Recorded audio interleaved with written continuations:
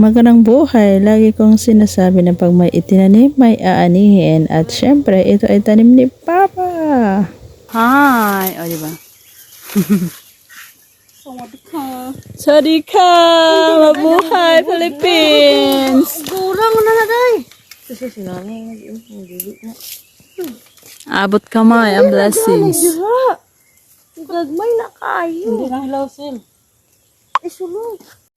Ito na pala yung na-harvest namin sa bukid at talagang isang balde siya. Ayan o, yung balde na blue. So, syempre, after nating ma-harvest, of course, legit talaga yun na linisin. So, ayan, dito na part maglilinis tayo.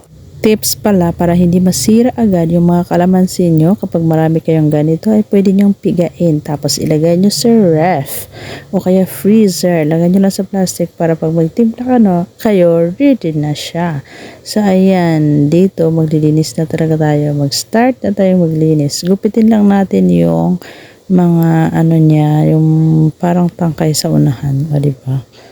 Thank you Lord talaga for His blessings. At syempre, tara na kuha na ng gunting at mag-start ng maglinis. Kasi nga, ang dami kaya naming nakuha.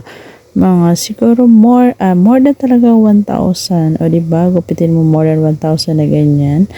At saka syempre, dapat maingat. Dapat wag masugatan yung mga kalamansi. O diba, sana all along.